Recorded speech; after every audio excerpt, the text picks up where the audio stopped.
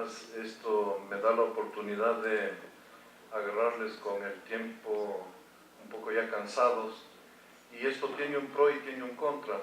El pro es que estamos en un estado más profundo de hipnosis por cansancio, y el contra es que tengo que cuidar mucho mi lenguaje para no impactar negativamente en vuestro inconsciente. He escuchado topar el tema psicológico permanentemente, y esto tiene una trascendencia debido a que el tema de la charla de hoy es la hipnoiatrogenia en la consulta médica. Vamos a explicar brevemente algunas características del inconsciente desde la mecánica cuántica para poder entender por qué en el lenguaje que usamos podemos generar una hipnoiatrogenia en nuestra consulta. Lo que vemos acá es una imagen de la Vía Láctea.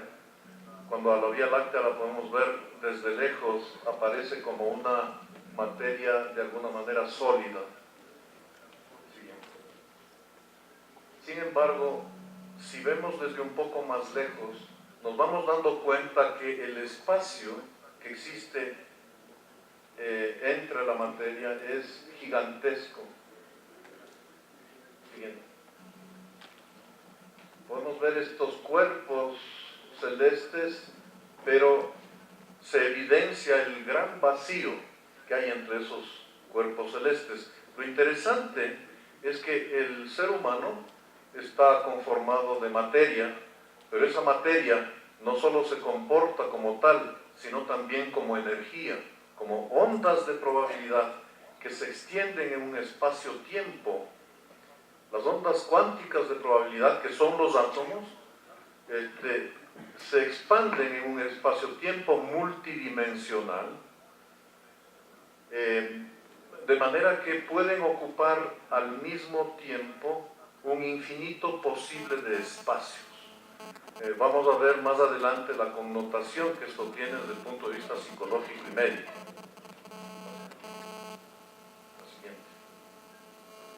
El planeta se ve como una masa sólida. Esto es información. Como tan acertadamente decía el doctor Leiva en la primera presentación, todo en el universo es información. Pero si nos acercamos y vemos la materia desde un ángulo mucho más cercano, vamos a ver que siguiente. Esa materia está compuesta por un núcleo en el átomo, y este núcleo, alrededor de este núcleo, desde una perspectiva estrictamente material, están girando los electrones. Estos de acá son los electrones de otro núcleo, y en medio vemos un gran espacio vacío. De manera que la materia que nosotros percibimos como sólida, en realidad es un gran vacío. Siguiente. El átomo, así como se comporta como materia, también puede comportarse como energía, como una onda de probabilidad que existe en un aquí y ahora, pero a la vez en un allá y un entonces. Es un oscilador cuántico que está en un ir y venir en diferentes realidades, en realidades yuxtapuestas. Esta onda de probabilidad que se está extendiendo en una multidimensionalidad, es también el átomo. De manera que el átomo se construye como una materia y también como una energía. Si nosotros visualizamos, nos imaginamos una piedrita cayendo en un estanque, esta piedra, de una manera abstracta, es el átomo. El átomo es la piedrita que cae en el estanque. Pero al topar el agua empieza a hacer ondas. Mientras sigue bajando la piedra, siguen generándose esas ondas en el agua, De una manera abstracta, el átomo es la piedra, pero también las ondas que se están expandiendo en el espacio-tiempo. Estas ondas de probabilidad, que son el átomo, pueden ocupar a la vez un infinito posible de espacios. Este objeto, mientras nosotros no lo vemos, puede ocupar un infinito posible de espacios a la vez en esta onda en expansión. Solamente cuando observamos este objeto, la función de onda, la función de probabilidad de onda, colapsa en esto que nosotros vemos, en esta realidad relativa que nosotros estamos viendo.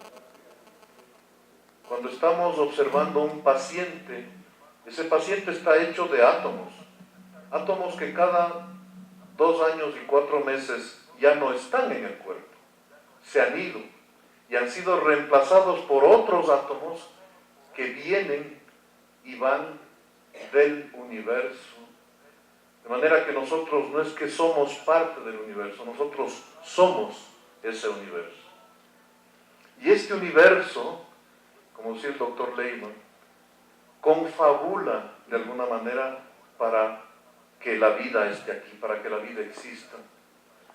De manera que al ser nosotros átomos, ondas que se expanden en el multiverso, en el espacio-tiempo, al ver nosotros al paciente y el paciente vernos a nosotros, la función de onda colapsa de una cierta manera en la realidad relativa que estamos observando.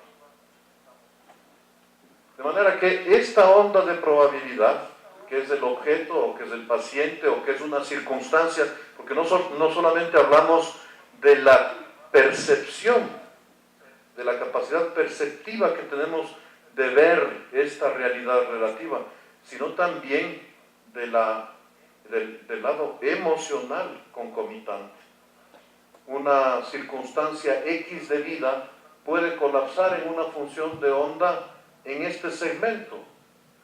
Es lo que nosotros estamos haciendo en nuestro pasado, pero también podría colapsar en este segmento.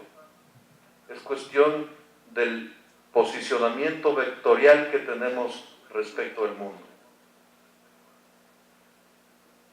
Esto a nivel del sistema nervioso central son neuronas que se encienden formando engramas, las que nos hacen percibir esta realidad relativa desde nuestra biología, desde nuestra psicología, desde nuestra genética, desde nuestra historia personal, etc.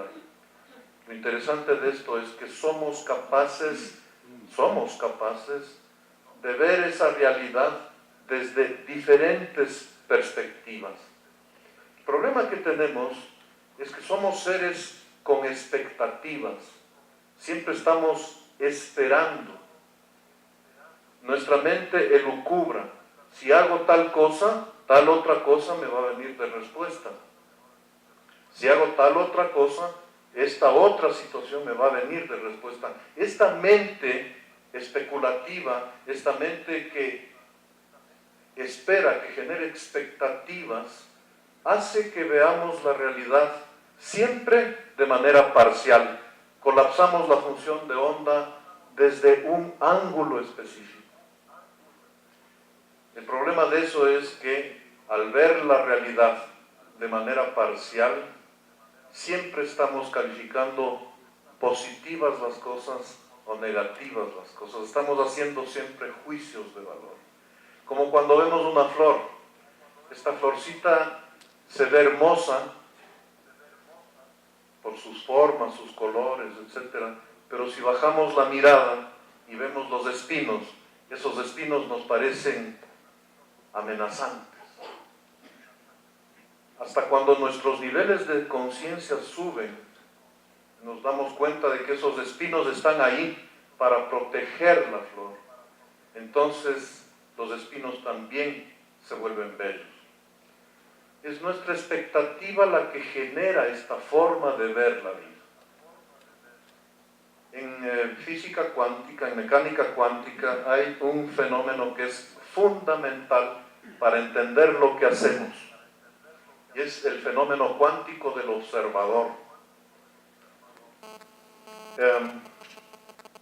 Los físicos se dieron cuenta de que cuando estaban observando partículas subatómicas, estas partículas, los electrones por ejemplo, actuaban siempre de acuerdo a lo que estaba esperando el físico, el científico. De manera que se hizo la experiencia como un cañón de electrones. Este cañón de electrones disparaba electrones a una pantalla. El científico pensó que quería ver si es que el universo era dextrógiro o sinistrógero, de manera que puso una pantalla en medio de plomo y hizo una ranura en el un lado y otra ranura en el lado, el uno en el izquierdo y el otro en el derecho, y lanzó el electrón, pulsó el electrón, y él pensó que el electrón iba a pasar por la ranura de la derecha, de manera que cuando pulsó el botón, efectivamente el electrón pasó por la derecha. Más adelante pensó, ¿y qué tal si el electrón pasa por la ranura de la izquierda? Disparó el electrón y efectivamente pasó por la ranura de la izquierda. Y luego pensó, ¿y qué tal si ponemos una ranura arriba? Y el electrón pasó por arriba. Y luego abajo y el electrón pasó por abajo. Y esto fue repetido miles de veces con los resultados exactos. Esto dio como conclusión lo que llamamos el fenómeno cuántico del observador, que dice que cuando una propiedad de la materia está siendo observada, dicha propiedad sufre cambios repentinos. Estos cambios no son aleatorios, sino que tienen que ver con la conciencia del que observa. Y esto ya nos pone en pindingas. ¿Dónde está mi conciencia? Si estamos con una fuerte preocupación, igual vamos a trabajar y ha venido un paciente en muy mal estado. En el momento de aplicar la aguja, estamos pasando información. Y esta información recibe el cuerpo de manera multidimensional. No solamente en el punto de aplicación de la aguja, esa información se expande en el espacio-tiempo de manera cuántica a todo el organismo, y no solamente al organismo que vemos, también al organismo que no vemos. De manera que la hipnoiatrogenia, ¿y por qué hablamos de hipnoiatrogenia? Porque en psicoterapia o en psicología profunda decimos que todos estamos en un estado básico hipnótico de conciencia. Hipnótico del griego hipnos, el dios del sueño, hermano gemelo de Tánatos, la muerte.